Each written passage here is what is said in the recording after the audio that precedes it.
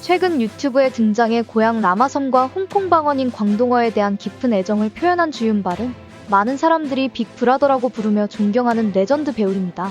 홍콩의 독특한 풍경을 떠올릴 때 오버랩되며 가장 먼저 떠오르는 사람은 역시 주윤발인 것 같아요. 영웅본색, 첩혈상호, 가을날의 동화 같은 영화들과 배우 주윤발은 수십 년의 시간이 지난 지금도 홍콩과 거의 동의어처럼 느껴지기도 합니다.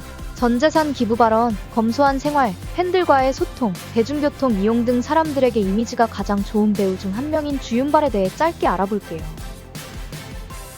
세계에서 가장 부유한 배우 중 한 명임에도 불구하고 주윤발의 겸손한 자세와 검소한 생활 방식은 많은 사람들에게 큰 감명을 줍니다.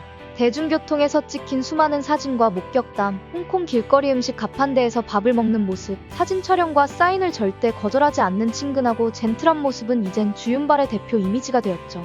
근처 시장에서 매일 과일과 채소를 사고 본인이 출연한 영화 티켓을 구매하기 위해 줄을 서며 17년간 여러 번 수리하며 사용한 노키아 플립폰이 완전히 고장나서 2020년에 첫 스마트폰을 구입하기도 했습니다. 그의 재력이라면 전 세계 스마트폰을 다 사고도 남을 텐데 말이죠.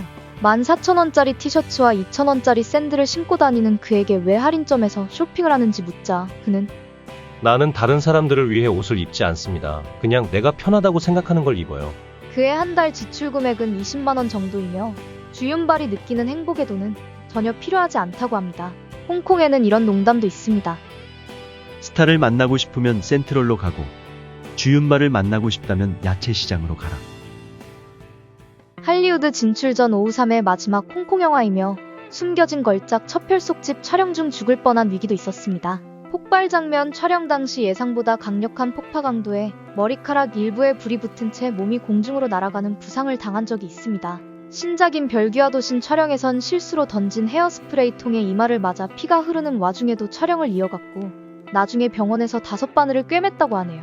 도성풍은 3편에서 60세의 나이로 스턴트를 대역 없이 연기하기도 했어요. 직선제 선거를 통해 홍콩의 자치권을 보장받기 위한 시민운동으로 우산혁명이라는 별칭으로 더욱 알려진 2014년 홍콩 민주화운동의 공개 지지자였던 그는 한때 많은 불이익을 당하기도 했습니다. 중국 내 활동금지 블랙리스트에 이름이 올라갔고 캐리비안의 해적, 세상의 끝에서 중국 방영분에선 통편집을 당하기도 했어요. 당시 블랙리스트에는 주윤발을 비롯해 양조위, 황추생, 유덕화, 이한 감독 등 47명이 포함되어 있었습니다. 유덕화는 한때 TVB 계약갱신을 거절한 것이 원인이 되어 홍콩 방송국 블랙리스트에 올라 아무 일도 할 수 없던 시기가 있었어요. 어릴 때부터 우상이던 주윤발의 도움으로 영화 보트피플에 출연한 그는 영화배우로서의 경력을 시작할 수 있었습니다. 오맹달과의 일화는 너무 유명해 다시 언급하는 것이 지겨울 정도이죠. 잘 알려지지 않은 사실인데 주윤발은 매트릭스의 모피어스 역할을 거절했다고 합니다. 사무엘 L. 잭슨과 게리 올드만, 러셀 크로우 등 많은 배우들이 대본을 읽고 무슨 내용인지 이해를 못하겠다며 역할을 고사해 결국 로렌스 피시번이 맡게 되었다고 하네요. 수많은 걸작 액션 영화로 기억되는 주윤발이지만 본인은 폭력적인 영화를 좋아하지 않는다고 해요. 영웅본색 시리즈도 1편만 좋아하고 2, 3편은 좋아하지 않는다고 인터뷰에서 밝힌 적도 있죠. 출연작 중에서 가장 좋아하는 영화는 가을날의 동화라고 하는데요. 장완정 감독의 2주 3부작 중 하나이며 종초원과 뉴욕에서 촬영한 소박하고 따뜻하며 사랑스러운 영화입니다. 홍콩에서 역대급 흥행 수입을 기록했던 도신 시리즈 역시 주윤발의 필모그래피에서 중요한 부분을 차지하고 있지만 사실 주윤발의 아버지가 도박 중독으로 생계비를 탕진하는 등 안 좋은 기억이 많아 주윤발은 갬블링을 싫어합니다. 그의 아버지는 죽기 직전까지도 아픈 몸을 끌고 도박장으로 가서 시간을 보낼 정도로 심한 중독이었다고 하는데요. 어릴 적 그의 가장 큰 소원은 깨끗한 흰색 운동화 한 켤레를 갖는 것이었다고 합니다. 아버지의 사망 후 가족의 생계를 책임지기 위해 17살 때 학교를 그만두고 생업에 뛰어든 그는 아마도 이때의 기억으로 검소한 생활을 하는 습관이 몸에 배인 것 같아요. 진홍년은 유덕화도 반해 고백할 정도로 아름다운 홍콩의 고전 여배우입니다. 서로 첫눈에 반해 교제했던 그녀와 주윤발은 5년간 뜨거운 사랑을 했지만 샤머니즘을 중시하는 그의 모친이 그녀의 이름이 불길하다며 개명을 요구했고 그녀는 이를 받아들이지 않았어요. 모친의 강력한 반대로 헤어지게 된 주윤발은 큰 우울증을 겪었습니다. 슬픔과 비참함에 빠져 가정용 세제를 먹고 극단적 선택을 시도했지만 다행히 살아남았고 진홍년의 병간호로 그는 건강을 회복하지만 어째서인지 둘은 다시 헤어지게 됩니다. 결별한 지 얼마 지나지 않아 여아남과 결혼을 발표한 그의 성급한 판단은 곧 사람들에게 비웃음을 샀고 이 결혼 생활은 1년을 넘기지 못합니다.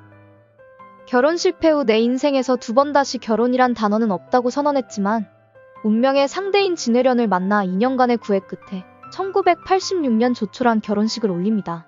유산의 아픔을 한번 겪었지만 소울메이트인 두 사람은 37년간 무탈하게 결혼 생활을 이어가고 있어요. 7월 4일 코로나 확진 판정을 받은 주윤발의 건강 악화설이 기사화되며 뇌졸중으로 뇌사 상태라는 가짜 뉴스가 큰 혼란을 주기도 했지만 그는 건강한 상태라고 해요. 2015년 자신의 몸 상태가 좋지 않다고 느낀 주윤발은 이때부터 유산소 운동, 산악자전거, 등산 등 건강을 챙기기 시작했고 27kg의 체중 감량과 60대라고 믿기지 않는 활력과 건강을 유지할 수 있게 되었습니다. 지인들의 호텔 저녁 식사 모임에서 주윤발과 첫 만남을 가진 진혜련은 반바지와 슬리퍼를 신고 있었고 항상 세팅된 화려한 외모의 여배우들만 접하던 주윤발에게 이 모습은 신선한 충격이었습니다. 주윤발은 2년 넘게 진혜련에게 구애의 편지를 보냈고 결국 둘은 사귀게 됩니다. 싱가포르의 부유한 사업가 집안 출신인 아내 진혜련은 결혼 기간 동안 비싼 것들을 사달라는 요구를 하지 않았으며 주윤발의 생활 방식을 적극적으로 지지했습니다. 홍콩의 작은 아파트에서 소소하게 살아가는 부부는 가정부 없이 생활하며 대부분의 식사는 직접 장을 봐서 집에서 만들어 먹는다고 해요. 특별한 공식 행사를 제외하고 두 사람은 함께 대중교통을 이용하고 산책하는 것을 즐기며 길을 건너는 노인을 돕는 등 평범하지만 모범적인 삶을 살아가고 있어요. 진혜련은 내 인생에서 가장 큰 행운은 주윤발의 아내가 되었다는 것이라고 말합니다. 처음 둘의 데이트 기사가 났을 때 많은 사람들이 주윤발과 어울리지 않는 평범한 외모라며 그녀를 비난했지만 주윤발은 적극적으로 진혜련을 보호하고 변호했다고 합니다. 나는 외모가 뛰어난 여성들을 너무 많이 봐서 오히려 그런 사람들이 평범해 보입니다.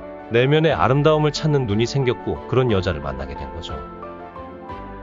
전설적인 레전드 스타는 나이가 들어 백발머리에 싸구려 옷을 입고 야채 시장에서 부인과 장을 보는 평범한 노인의 모습을 하고 있지만 그 어느 때보다 더 아름답고 핸섬하고 멋있습니다. 스타의 스타라고 불리며 모범적인 사생활로 대중의 존경과 사랑을 받는 주윤발의 앞날에 꽃길만 가득하고 건강하시길 기원합니다. 오늘 준비한 스토리는 여기까지고요. 곧 돌아오겠습니다. 시청해주셔서 감사해요.